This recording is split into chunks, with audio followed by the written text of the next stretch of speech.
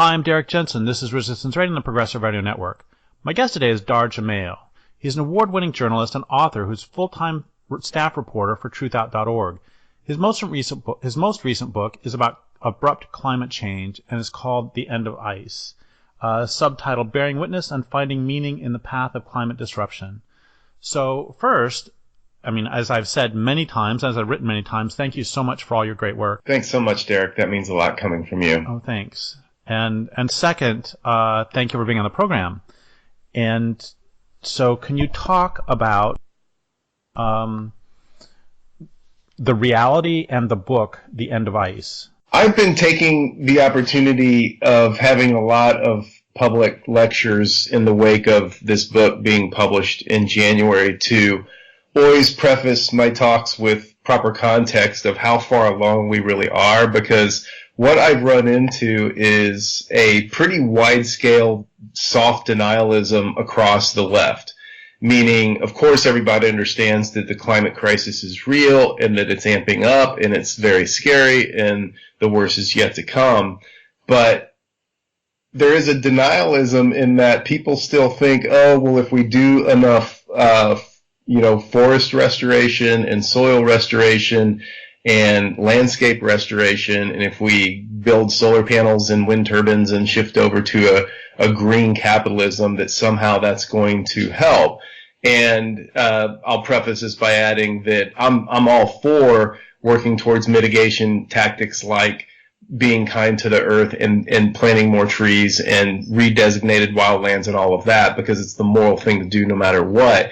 But this other bit that people are taking into sort of this soft denialism, I think the most egregious examples being the Green New Deal and this IPCC report from last fall saying, oh, we still have 12 years left to avert catastrophic climate impacts. It's just not correct. The reality is, what I've been reminding people is that we're already in the sixth mass extinction that industrial civilization has caused and is worsening by the day. We're injecting CO2 into the atmosphere at a rate 10 times faster than what occurred even during the Permian mass extinction event 252 million years ago that wiped out 90% of life on Earth. In fact, our current extinction rate is 1,000 times faster than normal and faster than that also of the Permian mass extinction event. This is kind of underscored by that recent report showing that now 1 million more species of plants and animals are at risk of extinction. 2018 was the fourth warmest year ever recorded, the only warmer years being 2015, 2016, and 2017. And we're already in the middle of what is also on track to be the warmest decade since record keeping began. Furthermore, the oceans have already absorbed a bit more than 93% of all the heat that humans have added to the atmosphere. To give people an idea of how much heat that is, if the oceans had not absorbed it, right now our global atmospheric temperature would be 97 degrees Fahrenheit hotter than it is today.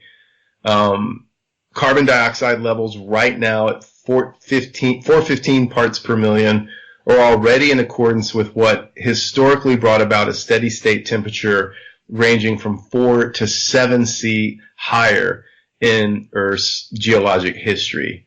So another thing that I point out, which I know that you saw this, maybe we even swapped emails on it, but the reports of what's happening to the insects. Of course, just for their own right, obviously, insects need to be here, and we need them. They don't need us, but we need them. They pollinate roughly 75% of our food, their food for other creatures, and they recycle nutrients into ecosystems. Without them, in short, we're not going to be here for very long. And they are going away. A series of studies show we're losing 2.4% of global insect biomass annually, which means we are on track to lose all insects inside of 100 years.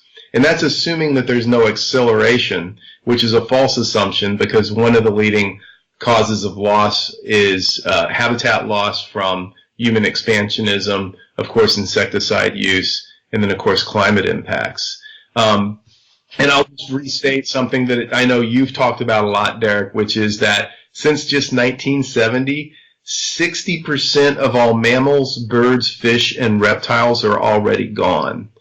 And when I share that with people, I like to add the caveat, what would we call it if there had been a 60% reduction in the human population since just 1970? But people don't tend to think about other life forms on the planet in that way.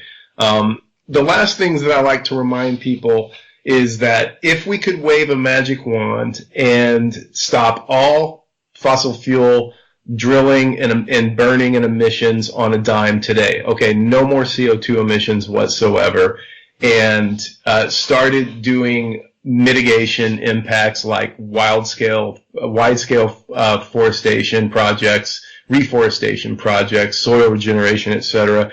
Just wave our magic wand and do all of this right now. A lot of scientists are already saying that we've got a minimum of 3 degrees C increase of temperature already baked into the system. This is best case scenario. And this is already a catastrophic situation for humans and other life forms. The IPCC's worst case scenario is a 4 to 5 C increase by 2100. We know the IPCC consistently lowballs things and is highly over-conservative and politicized, but that's still catastrophic. Even worse, the International Energy Agency, which represents fossil fuel interests around the world, so not exactly a left-leaning media source here, they stated that preserving our current economic paradigm virtually guarantees a 6C rise in Earth's temperature before 2050, while Shell and BP analysts, also not left-wing media-leaning outlets, expect the globe to be as much as 5C warmer, also by mid-century. So the point is, we are in it, and we're going into it more deeply and intensely than I think most people realize. And I have yet to meet that many people, even in my field, that really, really understand that. I think it's easy to kind of get blinders on and get focused on one part of that and lose sight of the bigger picture. And the bigger picture is that the damage is done. We've already caused the insult, the injury to Earth, and we're just waiting for her to continue to show more and more of the signs, you know. And so when we're looking at glacial recession and loss and what's happening to the collapse of the Western Antarctic ice sheet and what's happening in Greenland, both of these places have melting has increased sixfold in the Antarctic since just the 1970s and fivefold in Greenland. So we're just watching this start to ramp up, and we're still at the very, very front end of that, because the thing I'll wrap up with on that overview is that look at everything that's happened to the planet today. We look at the catastrophes, how much seas have already risen, human displacement, species loss, and we've raised the temperature, quote unquote, only 1.1 C since the Industrial Revolution began. And so I was just talking about, we're looking at potentially a 6C increase by 2050. People need to understand what this really means. So I'm thinking about, I want to talk about one specific thing you said before we go on to the larger picture. And that's, I'm sure you've noticed in your own life fewer insects as well. I've lived in the same place for 20 years, and when I first moved here, all winter I would see huge, like dinner plate size, which was huge for me, dinner plate size collections of harvestmen or daddy longlegs would gather under eaves and hang out there. And the other day I saw one harvestman, and it was the first harvestman I've seen this year. And the question, and I really want to ask an insect expert about this, but I'm asking you, even though that's not your primary field. This land here, I mean, this land here doesn't have insecticides. It's recovering second growth forest, and I have no doubt that a daddy longlegs would not leave this land, would not go to the neighbors. There's enough land here that its range does not extend past, but still their populations have collapsed. So do you know what is, if it's not habitat loss, which it's not in this case, what is causing insect, and it's also not insecticide in this case, what's causing insect and arthropod, obviously daddy longlegs aren't insects, what's causing these arthropod collapses? Or one more example is, it used to be when I would bring in firewood from the garage, every piece I pick up I would have to check for roly-polies and spiders and insects. And honestly, I don't even bother to check anymore because I see like one a year. Right. Well, the leading causes are habitat loss and insecticide use, which are out of control, and then climate impacts. So if it's too dry for them and seasons are shifting, so their food availability as well as when they mate, all of that is impacted by even the slightest tweaks in the climate. So if we increase the temperature a little bit out of their normal range or decrease it a little bit out of their range, and then that's going to tweak all of their behavior from how they move about to how and when they mate to when they move around. So all of these things are impacted. I mean, just, to give people an idea of how minor these tweaks need to be to cause these huge changes, with the most famous example off the top of my head is the pine bark beetle. They overwinter in the high elevations of mountainous regions, and it traditionally would get cold enough that 99% of them would die overwintering, and then only 1% would last and then come out and kill some trees the next year. Just by changing that 1 degree so that it gets 1 degree warmer in the winter, or a few degrees warmer in the winter, and then that causes, instead of 99% of them dying, only 98% die. Look at what the devastation, the tens of millions of acres of forest lost from that one minor tweak. So I'm talking about a very minor tweak there. And then we look, pan back to the context that I just shared at the beginning of the interview. We're talking about sledgehammers that are being brought out against the natural system now, not just minor tweaks. Okay, thank you for that. And now you have talked a fair amount, but you haven't actually mentioned the phrase in the book itself, the end of ice. Can you talk? Or you did mention the Greenland melting, but there are some feedback systems associated with, especially Arctic ice loss. Can you talk about those a little bit? And can you introduce Arctic ice loss, and then talk a little bit more about it? Well, this is a really important aspect of it, and I did choose the title primarily for this reason. The Arctic summer sea ice, well, it's annual, it's there all year round, but it's shrinking dramatically every summer. This past April, it was measured at an all-time record low based on observational evidence, not projections, but observational evidence. If you look at the charts and how fast we're losing it, it's already far ahead of the worst case scenario of the so-called IPCC. But based on observational evidence, it looks like we could lose it all within 5 years. And this is a big deal because once that happens, the Earth loses this huge amount of albedo that's, so much of this solar radiation is being reflected back into space as long as that ice is there. Once that's gone, scientific studies have shown estimates of we will gain 0.5 degree C within 10 years once that's gone, just from that alone. That also leaves open the shallow Arctic seas to dramatic and rapid warming, which then is going to be opening us up for the subsea permafrost, which contains methane hydrates, and the methane to be released then, which is a greenhouse gas 85 times more potent than CO2 on a 10-year time scale. That is then in danger of happening very, very rapidly. It's already happening in a minor way in many areas already, which I detail in the book.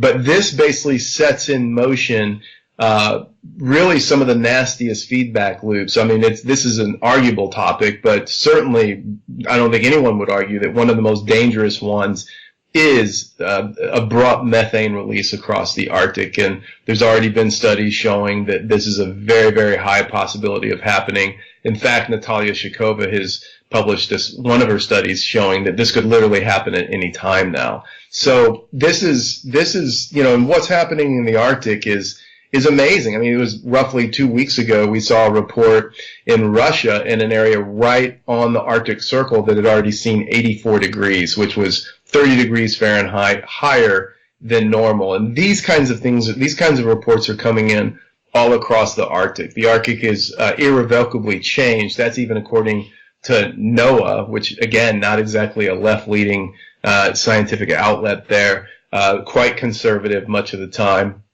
And they're even saying, look, it's a completely different region now compared to what it used to be. And, we talked about the effects of changes on daddy long legs or, various insects. And a lot of people are aware of the effects of loss of ice on, for example, polar bears, walruses, seals. But just 2 days ago, I read an account of how a loss of sea ice, a loss of sea ice would also affect the behavior of various fish species who are used to swimming under the ice.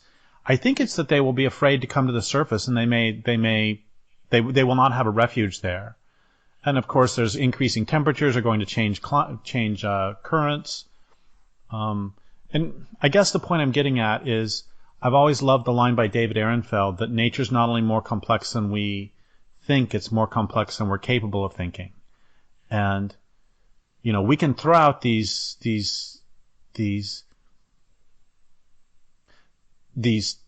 terrible scenarios which are happening, but there's also going to be all sorts of ramifications that even if you and I talked about this constantly for 24 hours a day, and there was 100 of us talking about it, there are still lots of things that we wouldn't think about.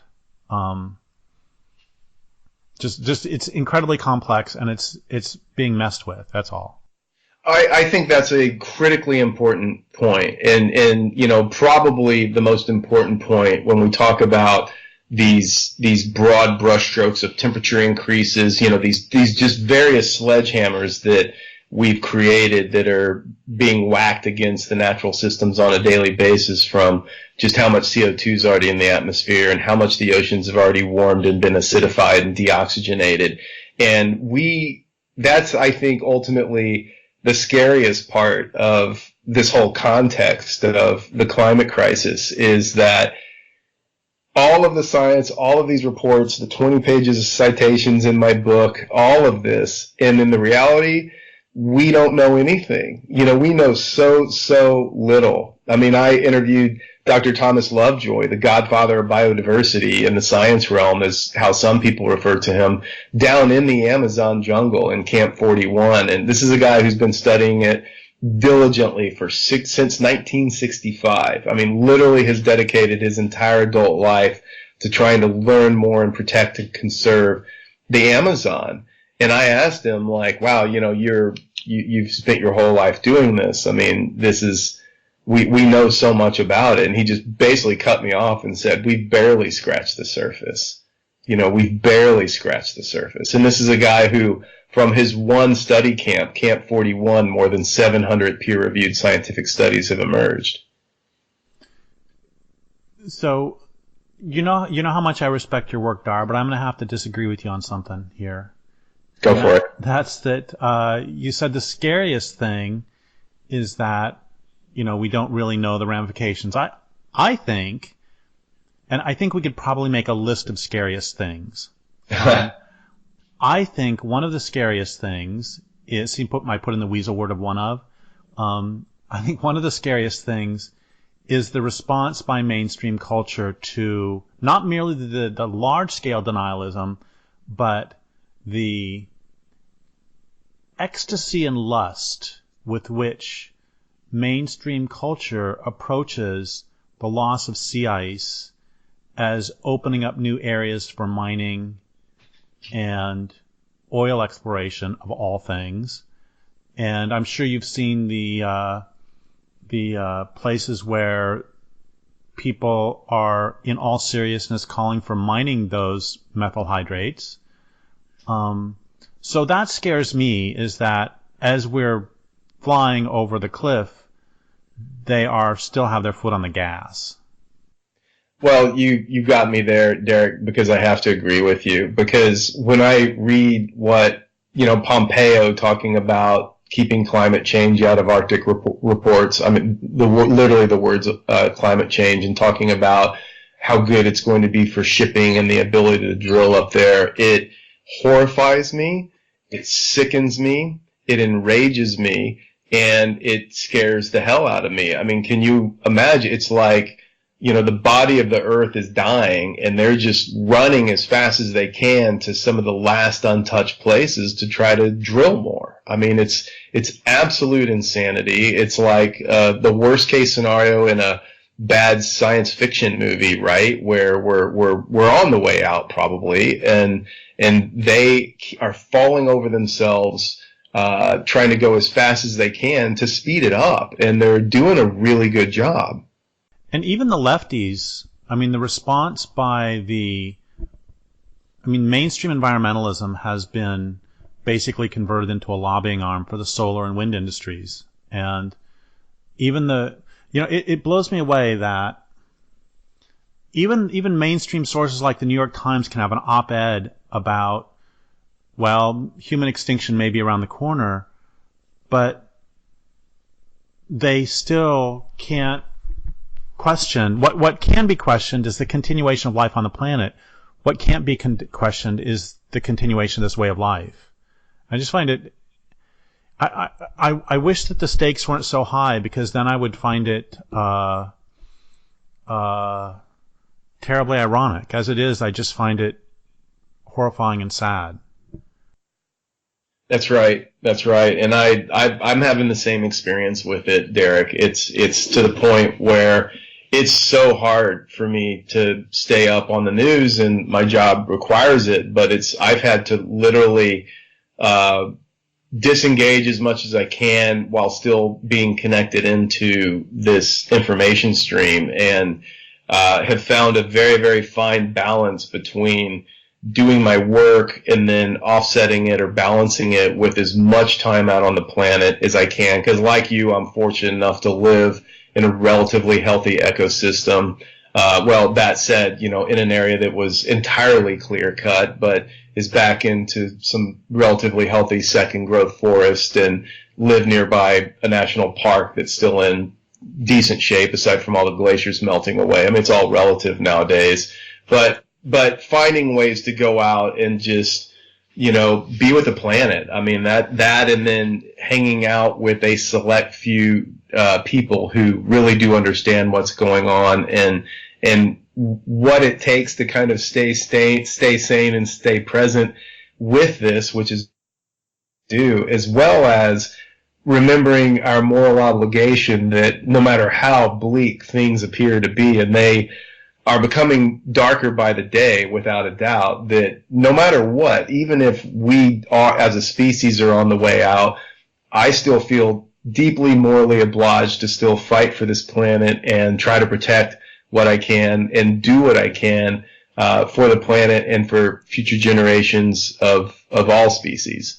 So long as there exists one wild animal, I guess two wild animals, pair, or one wild plant or one wild fungus, it is incumbent upon us to continue to fight for them. Thank you. I couldn't agree more. Oh, thanks. But before I do want to really dive into that, but there's one more thing that I want to talk about before we follow the natural transition that you'd already set up, which is, is it accurate that every major mass extinction in the past on this planet has involved somewhat abrupt climate change? And I'm pretty sure, I don't remember which one it was, but one or two of them had to do with the release of the methyl hydrates, if I recollect. I think there was one that there was a huge series of volcanoes that that the lava flow ran into an ocean that had the methyl hydrates on the base, and that by itself caused mass extinction. Am I remembering correctly that most of them did involve abrupt climate change? Well, close. The one you're referencing was actually the Permian mass extinction, which was the biggest so far until clearly what this one's going to be. And it involved a massive amount of volcanism across the Siberian traps that over thousands of years released enough CO2 into the atmosphere that it warmed the atmosphere to the point where then ice in the Arctic melted and released the methane hydrates. So we've essentially replicated that model, but on a extremely rapid time scale. That entire event that released all the methane took place over 80,000 years. We're doing it in 250 and counting. So that gives you an idea of the intense speed with which we've managed to pull this off. But the other primary commonality between, I think there might be one that we would set aside, but I'll be safe and say most of the mass extinction events, the commonality shared was a massive amount of CO2 released into the atmosphere that warmed the planet, and then all hell broke loose. And I will point out that over that 80,000 years, the species on the planet did not have to deal with highways blocking their way. They didn't have to deal with endocrine disruptors. They didn't have to deal with plastics. They didn't have to deal with, basically all, in quotes, they had to deal with was abrupt climate change and various changes in composition of the atmosphere. They didn't also have to deal with habitat destruction caused by bulldozers.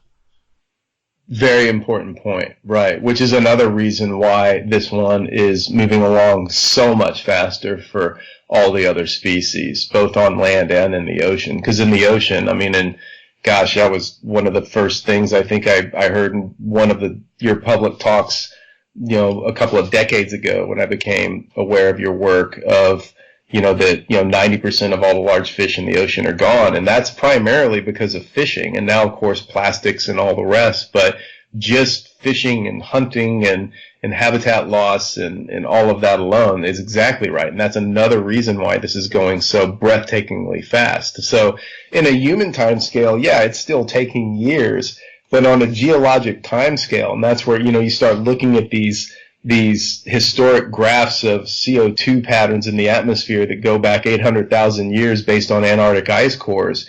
And what we've done, there have been these huge cycles and waves over time.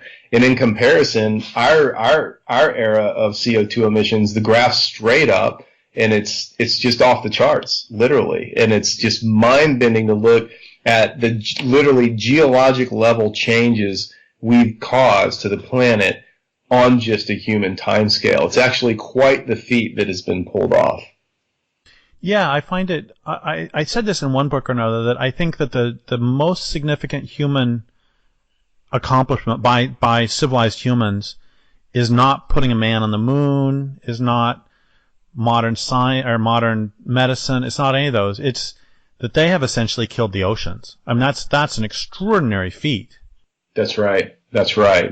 Considering that they cover 70% of the surface of the planet, and that we've mapped more of the moon than we have the deep oceans. So having, one hopes, brought the listeners to tears or to something, to grim resolution perhaps, what now? Well, I'm going to actually share a short bit out of my book where I quote Stephen Jenkinson, who he brings a lot to the table as far as challenging Western culture's phobia around death and unwillingness to look at things as they really are. He's an author and storyteller from Canada. He worked in the palliative care industry for decades and has since pulled himself out of that, and he goes around talking to people about, well, basically what's really important, especially at this stage in the crisis. And he has some great quotes from a talk that he gave at Simon Fraser University in Vancouver a ways back where he was talking about dealing with the climate crisis. And he says, the question is not, are we going to fail? The question is how. The question is, what shall be the manner of our inability to care for what was entrusted to us? The question is our manner of failing. And when he talks about our failure to care for what was entrusted to us, he goes on to say, grief requires us to know the time we are in. The great enemy of grief is hope. Hope is the 4-letter word for people who are willing to know things for what they are. Our time requires us to be hope-free, to burn through the false choice of being hopeful and hopeless. He calls those as being two sides of the same con job. And he says that grief is required to proceed. And I'm not advocating that we sit around and navel gaze and dive into our grief and spend too much time there, but I think it's important to do enough of that to really take in the impact emotionally, spiritually, and psychologically of what it means to be alive in this time, and really feel that in our bodies and get that and process through all of that. And I can't do it without doing it with other people, of really talking and digging into this. Because only by getting in my body and really feeling what it means to be on a planet that's this wounded, and possibly even seeing within even our lifetimes, possibly, if not a little bit longer than that, possibly even the extinction of our own species. And only from that point can I really know that my feet are on the ground of reality, and then am I in a position to really go out and start behaving accordingly.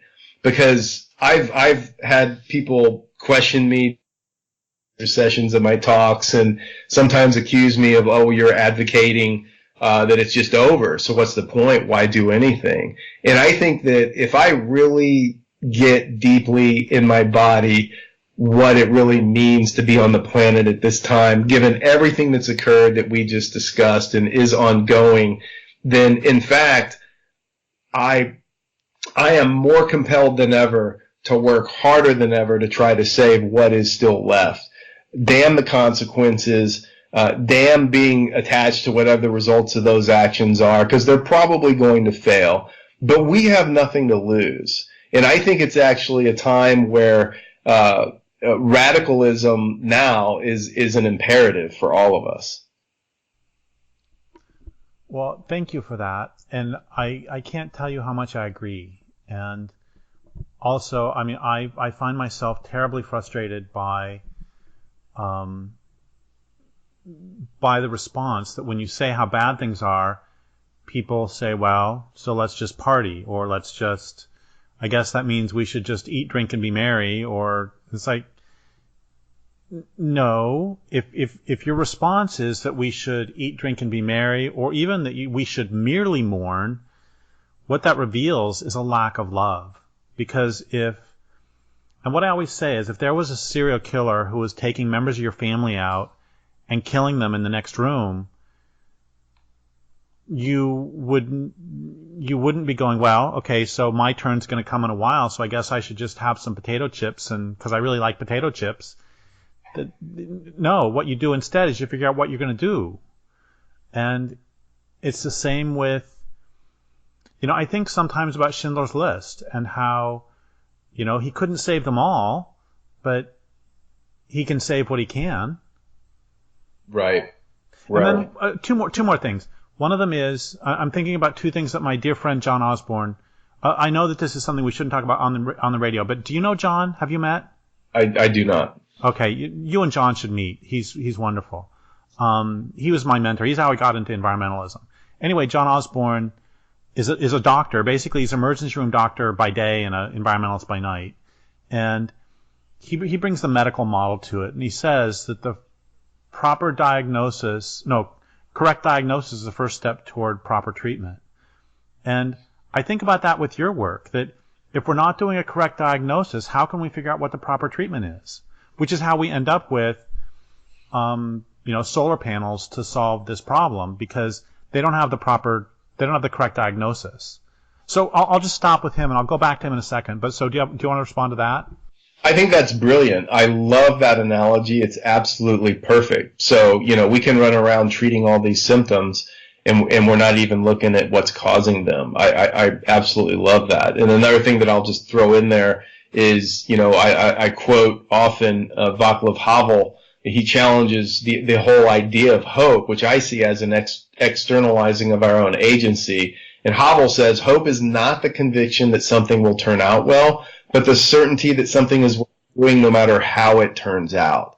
And I keep coming back to that because I see so many people that are so attached to the outcomes to the point of paralysis where almost a lack of engagement if they don't think it's going to make a difference. Well, it's definitely not going to make a difference if you don't go out there and try. Well, that leads directly to the other quote by John, which is that he often says that when you ask him why he's doing the work he does, he often says, as things become increasingly chaotic, I want to try to make sure that some doors remain open. And what he means by that is if bull trout are gone in 10 years, they're gone forever. But if they're here in 10 years, they may be here in 12, and they may be here in 20. And if that second growth forest where you live or the second growth forest where I live is here in 10 years, if it's gone in all realistic terms forever. But if it's here in 10 years, who knows if this might be a place that redwoods can continue to spread. We don't know. And so as things become increasingly horrid, that makes it all the more imperative to save every scrap of wild land, it seems. Absolutely right, Derek. And that's, I've run into odds with people. I've come to odds with some of the folks who absolutely believe no matter what, humans are on the way out. And I'll be the first to say it certainly appears as though that's the case. But I personally feel like I need to exercise enough humility, and this is going back to what we said towards the beginning of our conversation of we have no idea even the complexity of nature and how everything even works. So we don't know. We can't say for sure that humans are on the way out, full stop. We just don't know. It certainly appears that way today, possibly even much sooner rather than later. But again, we have to just keep fighting. We have to keep protecting. Holding actions have their place because if we can just keep buying time for things that are still here, at least it gives it a chance. And again, for me, that I just keep coming back to that moral obligation. Every time I get completely depressed, want to throw my hands up, yet another massive study comes out that shows, now we're twice as far along as we thought we were in this regard, et cetera, then I have to just keep coming back to that moral obligation that, I was born onto this planet with an obligation to protect and serve the earth, no matter what that looks like. Well, thank you for that. And this reminds me also of something. I had a conversation with somebody from the Buckeye Forest Council back 12, 13 years ago. And he was telling me about a conversation he'd had with a Forest Service timber sale planner. And the timber sale planner said, we keep putting out these timber sales. You keep stopping them. But one of these years, we're going to get it past you, and then we're going to clear cut it. So why are you bothering? And he said to the guy immediately, because in the meantime, there are several generations of butterflies that you can't kill. And I think about that too. And of course, that is not sufficient for me to make it so that a few more generations of lampreys or coho salmon survive. That's not sufficient, but it is necessary. Do you see what I'm trying to get at? I do, absolutely. I mean, it's just another way, I think, of using a real life example to kind of underscore the point that that we don't know. We can't go into the decision on whether or not to take an action based on what we think the results may or may not be.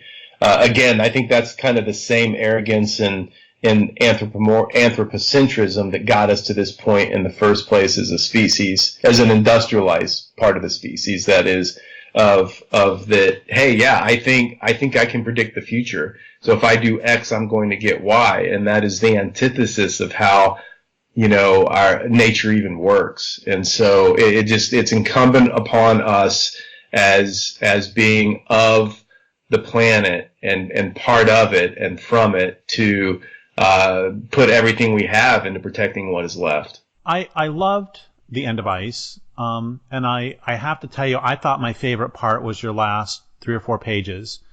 So, and we have, I don't know, probably, we have probably 10 minutes left. So, would you rather, I'm going to give you 3 choices. Would you rather read the last couple pages? Would you rather talk about what you talk about in the last couple pages? Or would you rather answer the question of pretend that I am asking you, pretend I'm hearing all this for the first time and I say to you, well, I don't know what to do. What should I do specifically? Tell me what to do. So take it whatever one of those 3 you want to do.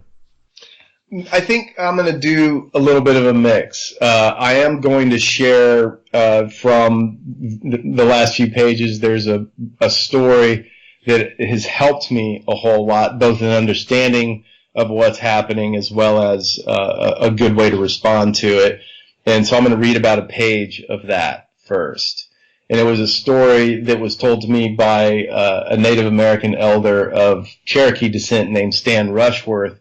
And it was shared with him, or to him, by his elder, Dr. Darrell Wilson, from the Pitt River Nation of northeastern California, not too far from you. And Wilson tells of Mis Misa, a small but powerful spirit that inhabits Akuyet, what white people call Mount Shasta. Mis Misa is a spirit force that balances the earth with the universe, and the universe with the earth. Wilson says that Akuyet is the most necessary of all of the mountains upon earth because Mis Misa keeps the earth the proper distance from the sun and keeps everything in its proper place when wonder and power stir the universe with a giant yet invisible canoe paddle. Mis Misa keeps the earth from wandering away from the rest of the universe. It maintains the proper seasons and the proper atmosphere for life to flourish as earth changes seasons on its journey around the sun. The mountain, the story goes on, must be worshipped because Mis Misa dwells deep within it. To climb the mountain with a pure heart and with real resolve and to communicate with, quote, all of the light and all of the darkness of the universe is to place your spirit in a direct line from the songs of Mis Misa to the heart of the universe. While in this posture, the spirit of man/woman is in perfect balance and harmony, end quote. For as long as Mis Misa's instructions are followed with sincerity, society will be sustained. Its inhabitants will survive for the long term. Quote, the most important of all of the lessons, it is said, is to be so quiet in your being that you constantly hear the soft singing of Mis Misa, end quote. However, the story also warns that by not listening to Mis Misa's song, the song will fade. Mis Misa will depart, and the earth and all of the societies upon earth will be out of balance, and the life therein vulnerable to extinction. And so that is why when I heard that story, that's when I learned, oh, this is why I've always felt deeply inside of myself to be drawn up into the mountains ever since I was a little kid, even growing up in Texas, which made no sense whatsoever. Texas isn't exactly known for its beautiful mountainscapes. But I became enraptured by them the first time I saw a picture of one in a book, and literally have oriented my entire adult life around living in or nearby mountain ranges, and continue to go up into them to seek solace and to listen. So I learned that's where I go to listen to Mis Misa, and that's where this book was born, from me being up in mountains listening to Mis Misa. So when I go around talking about the book, I try to remind people to do that by asking them, where do you go to listen to Mis Misa, and when was the last time that you went there? Because I feel like right now is a time we need to go to wherever that place is and listen as deeply and intently as possible. And the answers are going to come if we're really listening in the right way. The answers of the question of what in God's name should I do during this time? What should I do? How should I behave? What's really, really important? And what risks am I willing to take to protect what's left? So that would be a beautiful place to end, but I'm going to ask, a really naive and kind of stupid question, which is, well, that's all nice, Dahr, but what do you want me to do? Which I'm sure you get too. Well, and that's why, literally on the last page of the book, I brought in another story that Stan Rushworth, who I mentioned earlier, shared with me, and he teaches critical thinking and indigenous literature, Native American literature at Cabrillo College in Aptos, California. And he periodically will bring in various Native American elders to talk to his class. And he shares a story where he brought in Henry Tyler, an Arapaho elder, and after sharing a whole bunch of pretty intense information about the Native American genocide and other things, someone in the class inevitably would ask him, "What do we do?" And he would just stop and be totally silent, and then he would point to his head and say, "Use this." And it was because everything that he had said for the previous 3 hours of speaking to the class was there in people's minds and provided the same tools that they would need in order to respond correctly. The other way I would underscore this is Stan shared another story of a man named CeeLo Blackcrow, who's a Lakota Sundance leader and elder, who would tell people, quote, "Think about it. That's up to you. I can't tell you what to do. Educate yourself, and then you decide." And so of that, Rushworth told me that, like listening to Uncle Henry, listening to him for 3 hours would give an incalculable amount of information and food for reflection. But the point is, and what Stan told me he thinks, it's critical that people think for themselves and come fully into their own agency, and only from that place make the decisions on the proper course of action. Because if it's not from within you, from the earth, and then from within you, when times get tough and you feel like quitting, I think we would just simply lack the conviction to continue. And that's why I keep going back to the Mises story, because if we go out there and we get really quiet and we get that transmission, and we will get it if we listen intently enough, then we're going to be moved to follow that for however long and however far we need to go. I mean, that's where I got the transmission to do the book. And now I'm 4 years into this project of, the research, the writing, the field trips, and then now on tour with it. And it's going to go on for probably another year. And that came from the earth, not from me. And whatever I do next is going to come the same way. And I have no idea what that's going to be, but I'm sure I'm going to get the transmission because I know how to listen the right way. So I'm just really encouraging people, don't listen to me, don't listen to Derek Jensen. Go out there to the earth, the place most important to you, and ask the question, what can I do for the earth? How can I best be used to serve the earth? And then just listen. And if you listen the right way, you're going to hear, and then you're going to get very, very busy. Well, thank you so much for that, and thank you for all of your work, and I would like to thank listeners for listening. My guest today has been Dahr Jamai. This is Derek Jensen for Resistance Radio on the Progressive Radio Network.